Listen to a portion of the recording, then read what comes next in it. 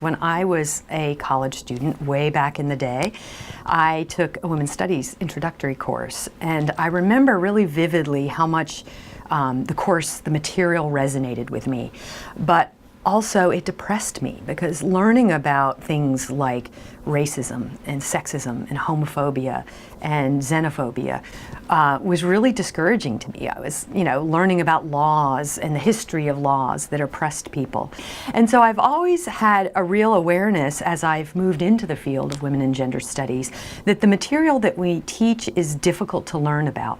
It's hard to learn about histories of racism, histories of sexism, and current racism and sexism.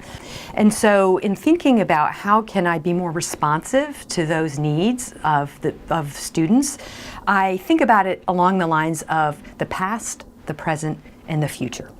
I organize my teaching strategies around these three time periods. And so I take them into the Sophia Smith collection, the archives here at Smith, which are just an incredible treasure trove of history of women's history and women's activism. And for our students to be able to go in and learn those histories, to be able to touch the materials that, with the writing of Margaret Sanger or Gloria Steinem, and to be able to see the action plans, to see, photographs and newsletters and all the materials of these activists. In the present, what I do is I bring current activists into the classroom.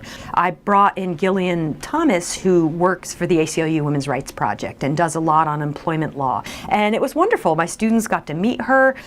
She got to kind of advise them about summer internships. And so students feel like they're really hearing cutting edge strategies, meeting real activists, and getting opportunities to learn kind of from people that are out there doing what they're doing.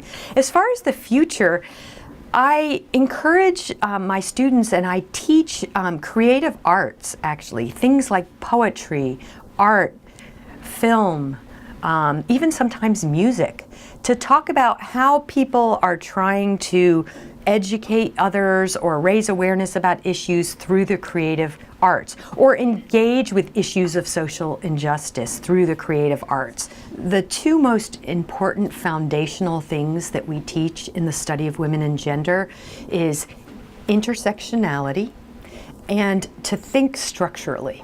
Very fundamental to the field and fundamental to social justice activism is that you've got to think intersectionally, which means that you think not only about gender, but also about race, sexuality, class, nationality, religion, ability or disability, that you think about people in all of their complexities, and that you center the most marginalized, the most vulnerable in thinking about social policy or social activism.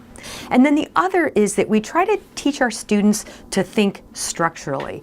A lot of times people think sexism or racism is just an individual problem. It's like somebody being mean, somebody using a racial slur, or somebody with a discriminatory intent, like I'm not going to hire you because you're of certain sex or race. That is really just the tip of the iceberg.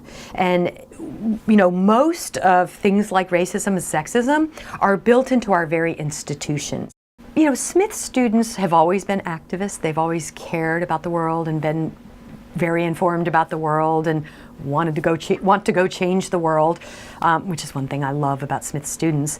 But in the last 2 years, the urgency has been increased. And if you think about it, they grew up under the Obama administration, and then Trump was elected in 2016, so incoming first-year students were in high school, in like sophomores or juniors in high school, and they have observed this last 2 years of the intense politicization. Things like the women's marches. Many of my students have attended women's marches because they're everywhere and they were so widespread.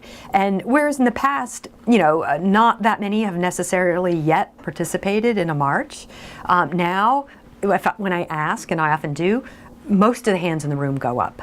And if it's not the women's marches, it's marches around gun control, the Parkland situation. I mean, if you think about it across the country, young people have been mobilized by the last 2 years. They are doing incredible things, not only in the country, but around the world. Again, these issues weren't prioritized 3 or 4 years ago, and now they are. And so that's a real opportunity, I think, for young people to get involved. It's been such an incredible experience to be able to write for Ms. Magazine over the last 10 years. And so I've been writing both for the magazine and online for Ms. On a wide range of issues relating to women's rights, including trafficking, sexual harassment, reproductive rights, most recently, women in athletics. I also co-write with my students. So I have a women's rights journalism research internship. It's funded through the SWAG program, and I have students that help me with my public work, but also we co-write pieces. And for instance, my current student, Marcela Rodriguez, has written 2 articles for Ms. Online that went viral. They were the most popular pieces of the week. And now the magazine has asked her to write a piece for the magazine. So it's been really fun to be able to get my students involved in my public writing in all sorts of ways. So I'll stop there.